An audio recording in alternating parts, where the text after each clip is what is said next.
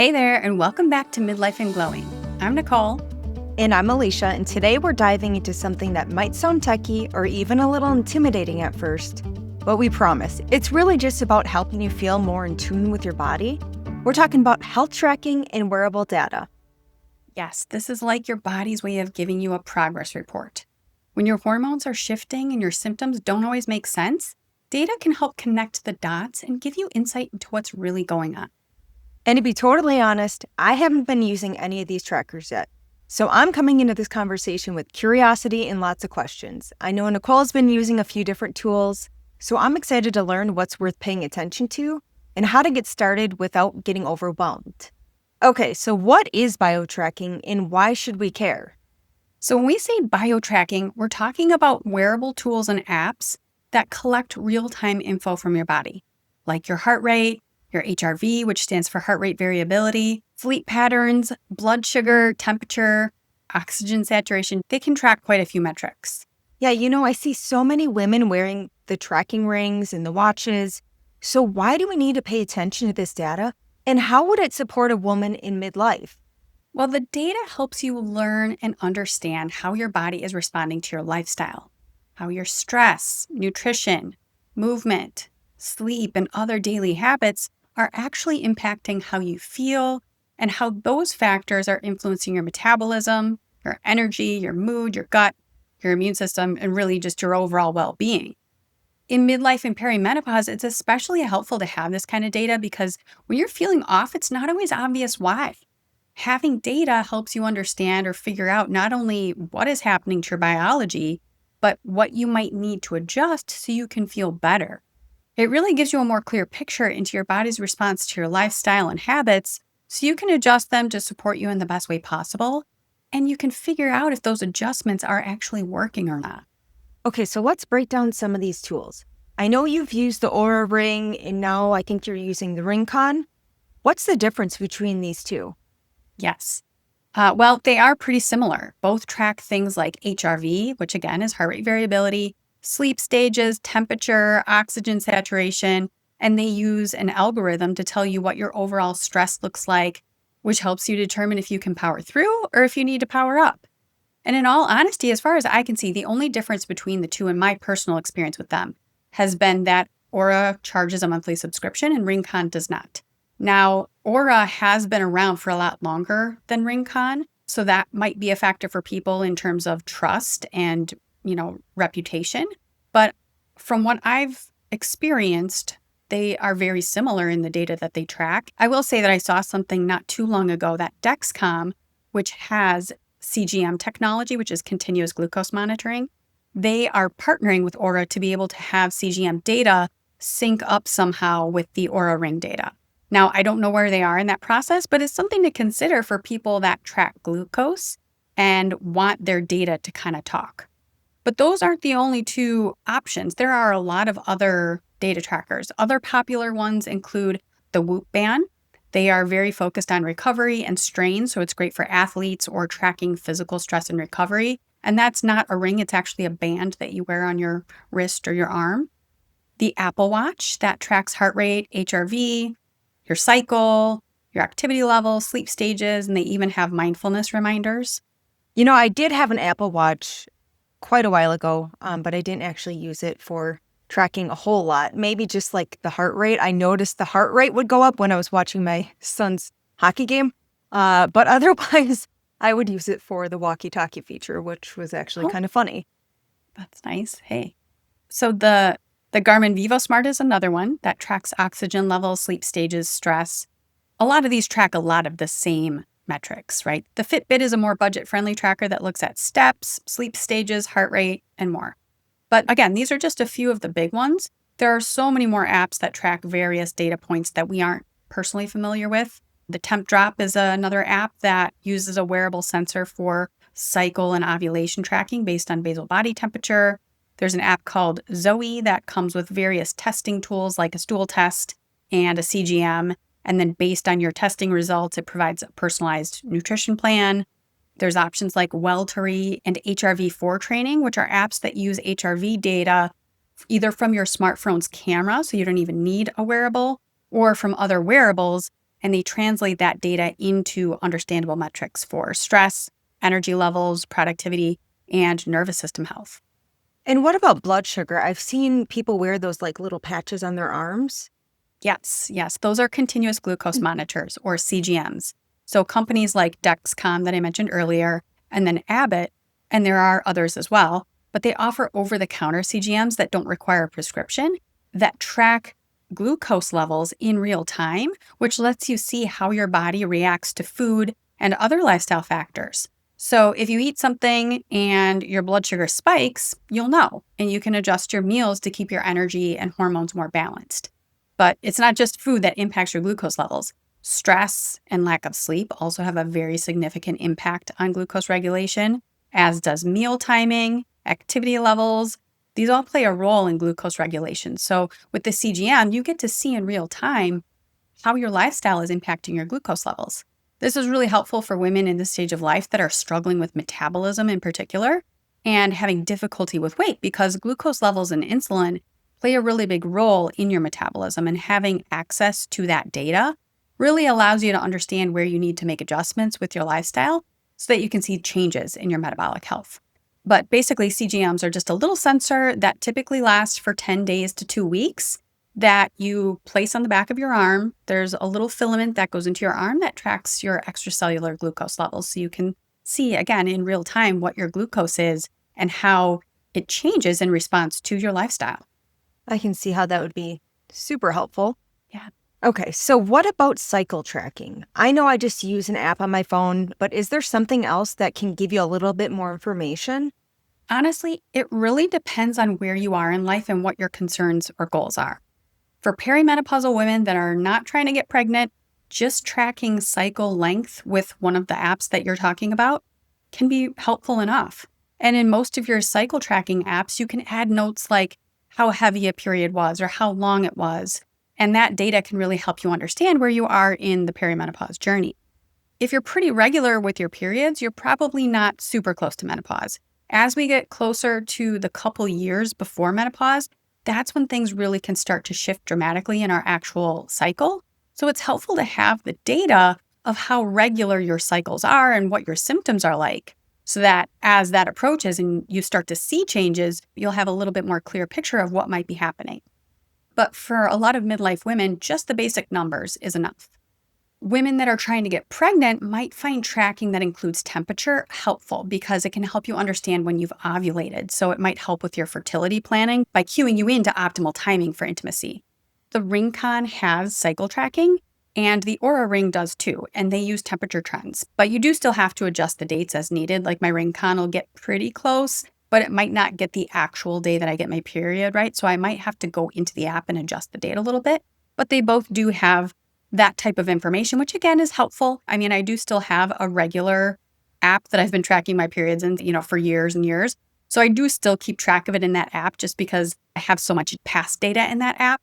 But if I didn't, and I was just starting out and I was using something like the Aura Ring or the Ringcon, that would be enough. It's the trends that you want to look at, basically, when it comes to what's helpful in midlife and perimenopause, as long as we're not talking the desire to get pregnant. If you're just looking at your cycles to see kind of where you are and what's happening in your body, just having that basic data usually is enough.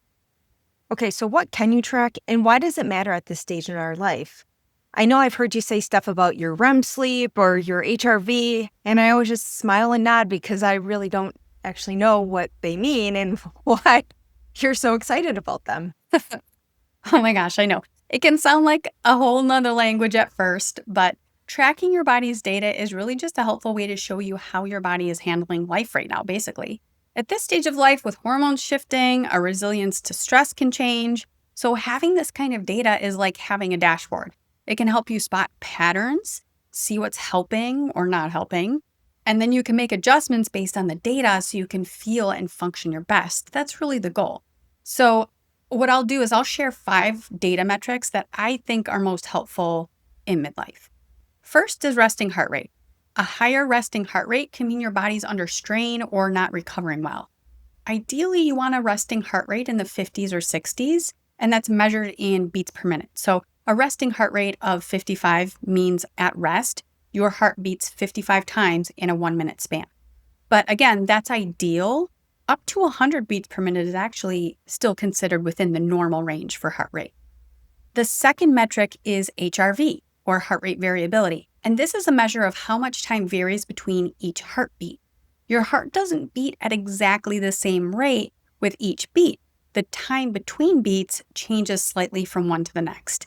And that variation is controlled by your autonomic nervous system. We've talked about this before. That's the part of your body that manages stress and recovery without you thinking about it. We've talked about the sympathetic system, which you can think of like your stress response, and then your parasympathetic system, which you can think of like your body's relaxation response. These are both parts of the autonomic nervous system. So really your HRV is a way to track how your autonomic nervous system is functioning. Okay, so a higher HRV usually means your body is more adaptable and resilient. It's a sign your nervous system is in rest and repair mode more often. And then a lower HRV will be a sign that your body is under more stress. Could be from workouts, poor sleep, maybe you're getting sick, more emotional stress, or even just regular life changes.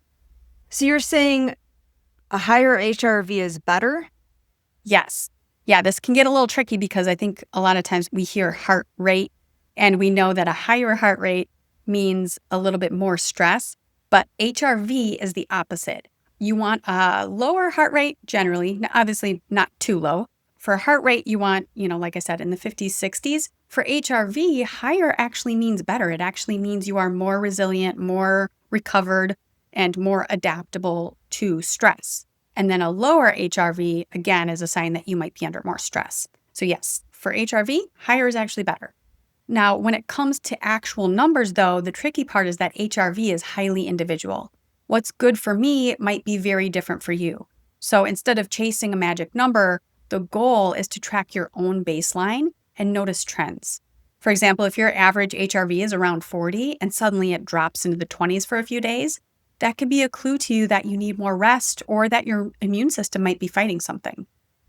If you do want general reference points, for women in midlife, an average HRV in the 30s and 40s is good, whereas high into the 60s would actually be great.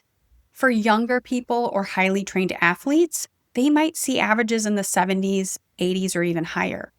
The main thing is, though, higher than your own normal is usually a good sign of recovery, and lower than your own normal is a sign to go easier or support your body.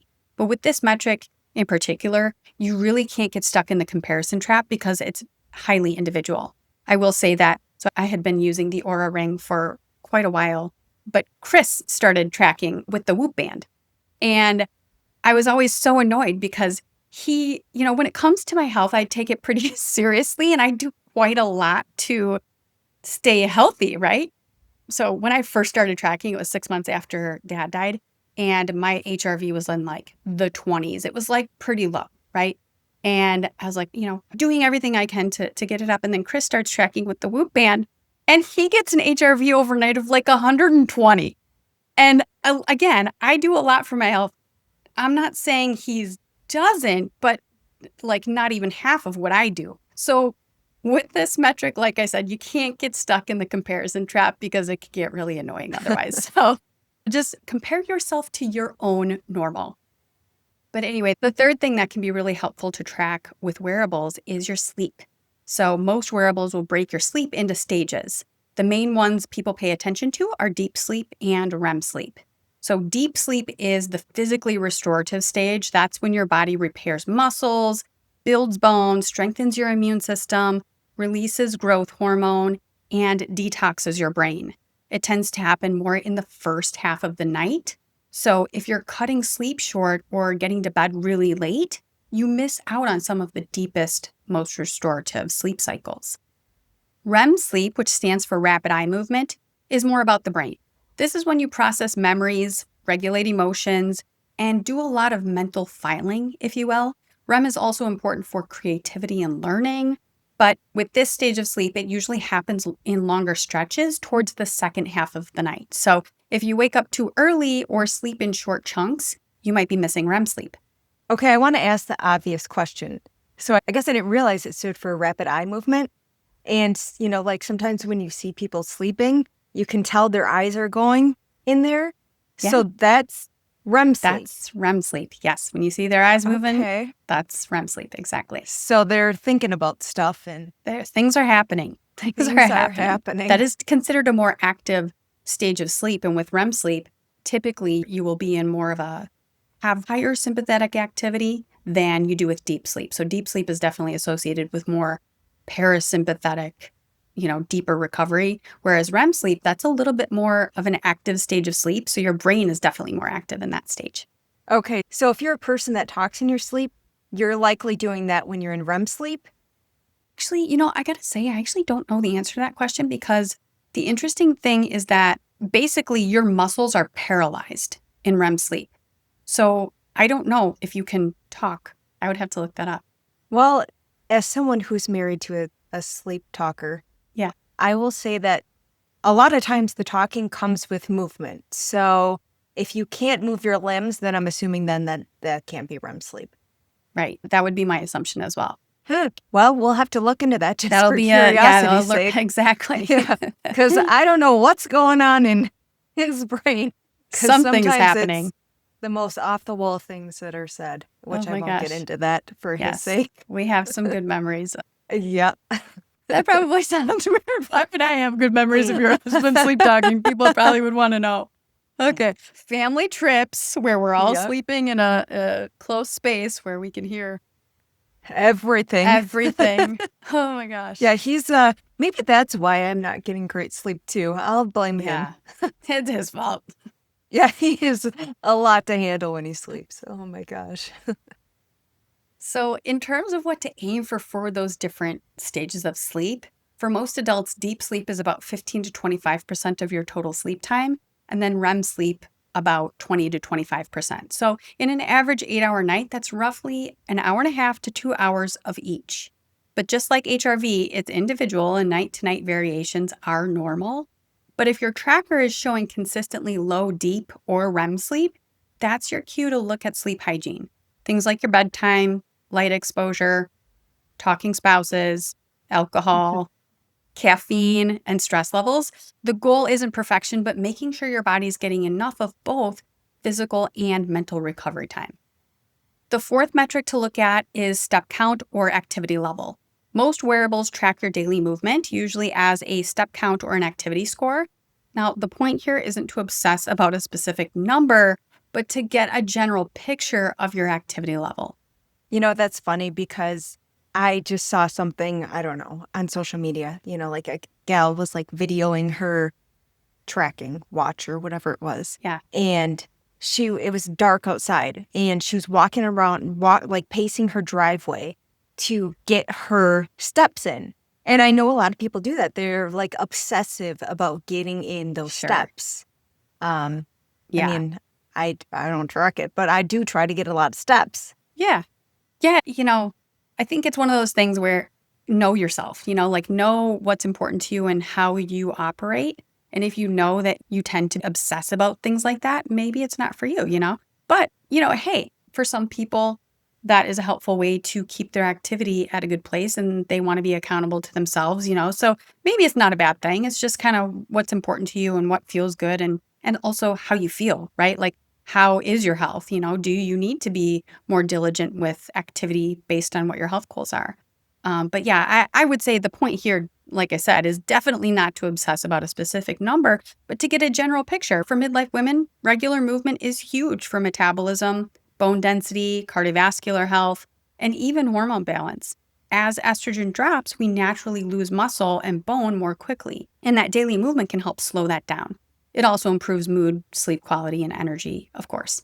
Tracking your steps or activity gives you a reality check. You might think you're on your feet all day, but sometimes the data shows you're only at 3,000 steps.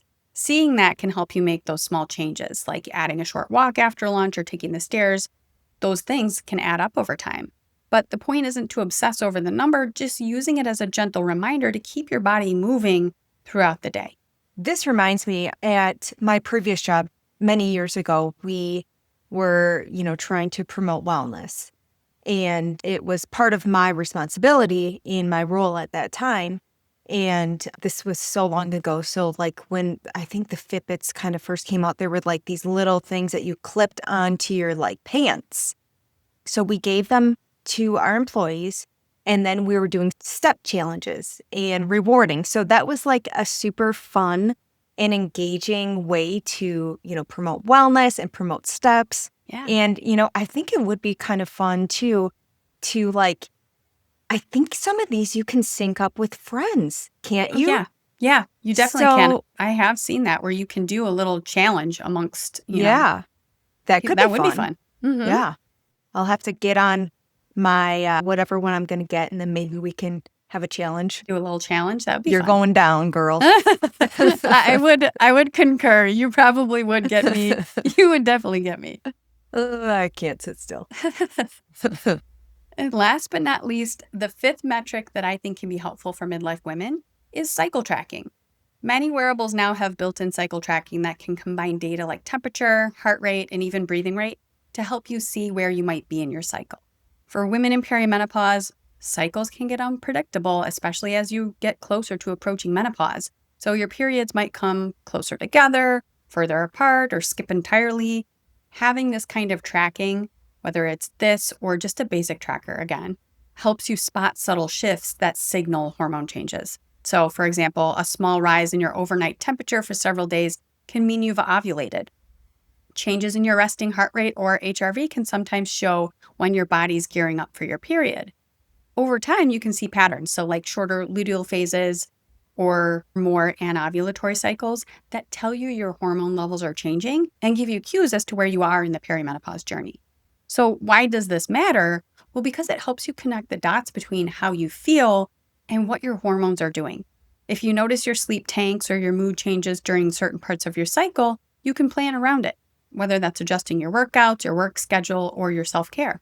And even if your cycles are irregular, you can still track symptoms alongside your data, so you have a more clear picture of what's normal for you right now. So that's where I'd start. I'd start with a wearable that can track those data points. Now, for women that do that, but still struggle with understanding and improving metabolism, that's when I'd use a continuous glucose monitor. Again, these look at your blood glucose levels, and this can be huge for understanding and improving metabolism in midlife. And it can also be great for stabilizing energy and mood. Where your blood sugar goes, your energy and mood follow. So using a CGM for a month or two allows you to gain some really valuable insights so that you can make adjustments as needed to support your overall health and improve your metabolism if that's a goal for you. Another good time to use a CGM is if you've had blood work done and it shows prediabetes numbers in your glucose levels. This would be a blood glucose level between 100 to 125 milligrams per deciliter. Or if your numbers have been creeping upwards in the normal ranges. So for example, one year maybe you're at 85 milligrams per deciliter, and then the next year you're at 92, and then the next year you're at 97. So you're seeing that number creep up, but it's still technically within the normal ranges. But as that creeps up, that's when you want to start to get a handle on your blood glucose, and using a CGM is a really great way to do that. You just get great insight into how your lifestyle is impacting your glucose levels that you wouldn't otherwise get without that data. Right. So that kind of like shows how important getting your yearly blood work done. So you have those metrics to gauge how you're doing. Exactly. Yeah. It's all about patterns. When it comes to our health, it's all about patterns and really taking control and ownership of your health too, because, and I'm not knocking any physicians here, but technically 97 still falls within the normal ranges of blood glucose levels, right? So physicians that don't have a functional medicine mindset, they might look at that and think, oh, that's fine. That person is fine because their blood glucose falls within the normal ranges. But looking at the trends, and that's where you can get involved in your health and look at your numbers. Look at your glucose numbers and look to see if it's at a pretty good, stable 85-ish, or lower, or is it starting to creep up? And that's when you can start to take control of your health and say, okay, things are creeping up. I'm still technically normal, but I can see that it's trending upwards. That's when you want to get a handle on it because your lifestyle very much has a direct influence on your glucose numbers, and that has an influence on your energy, your mood, your overall health. Your blood glucose levels are a very impactful metric to pay attention to.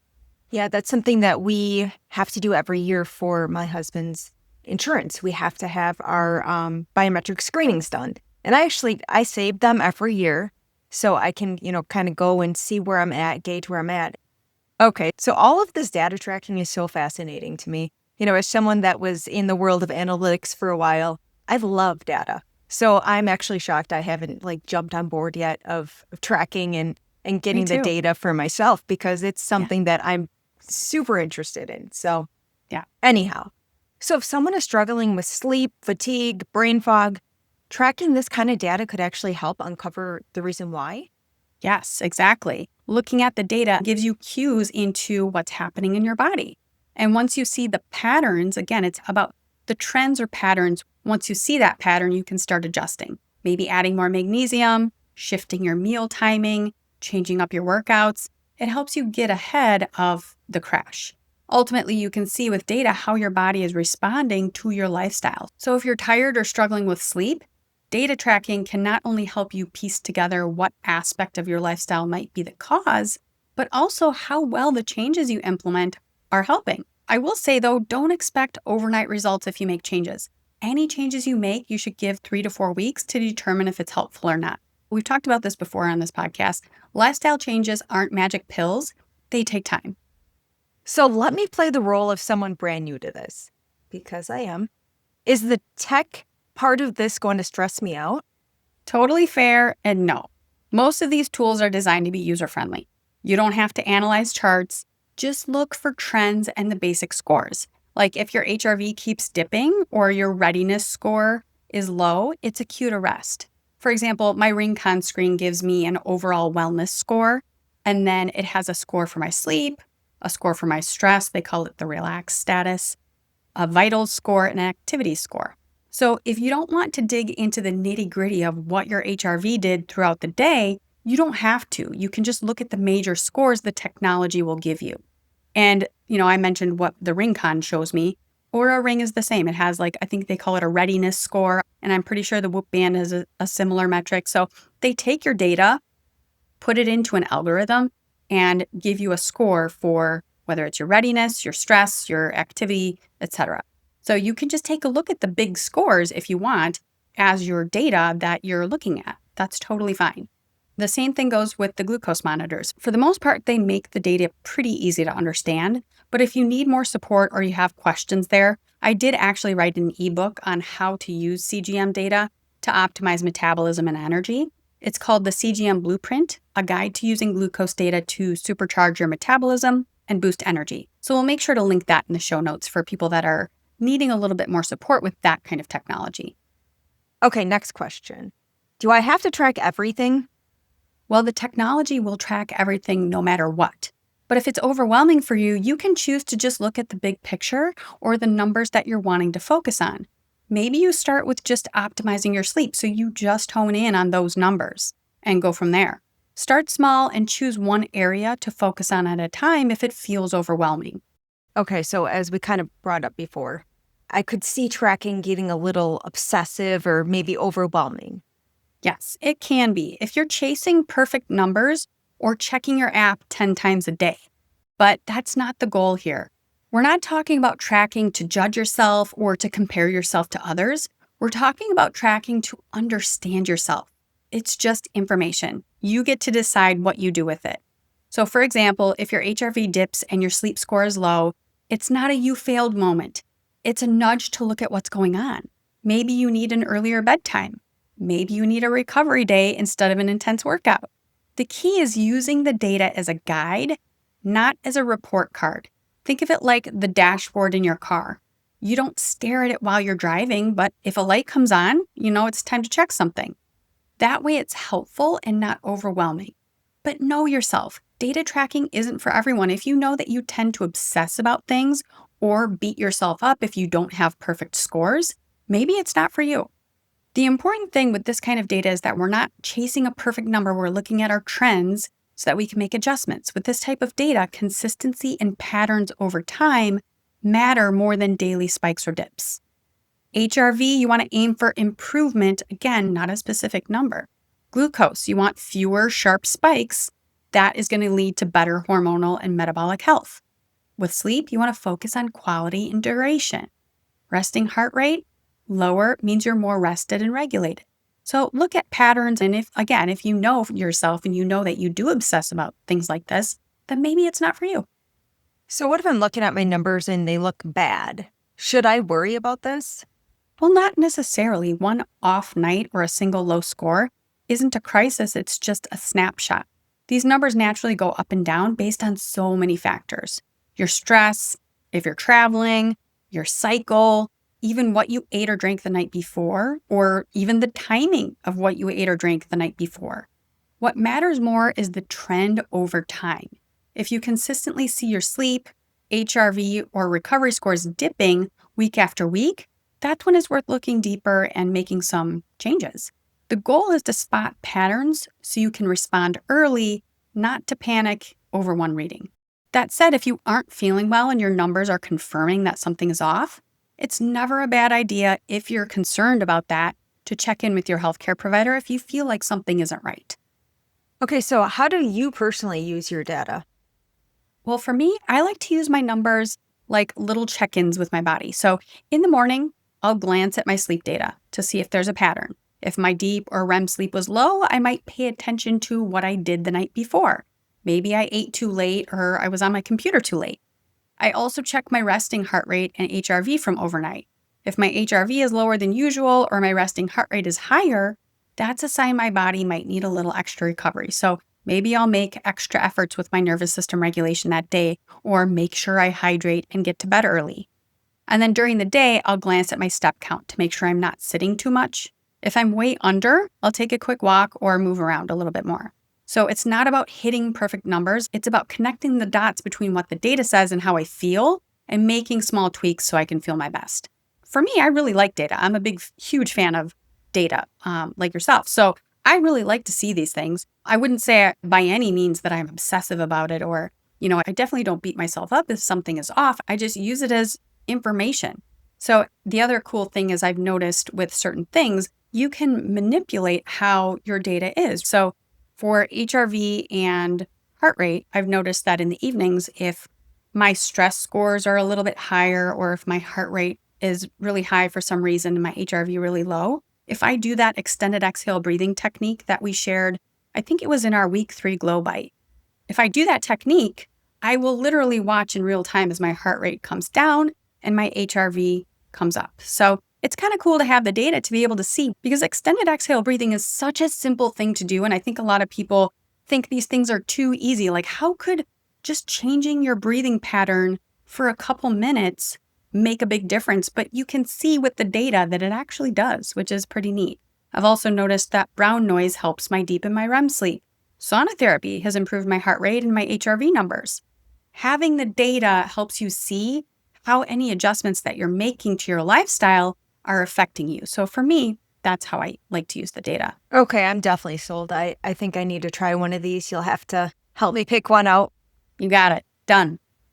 Okay, I have one final burning question to our audience. Is it data or data? Because I notice we both say it differently. We do say it different. I did notice that too. Yeah. Yeah, I'm a data. So what do you say? Yeah. It's all the same, but it's just funny. It is. Just remember, data isn't about control or doing everything right. It's about creating a deeper relationship with your body.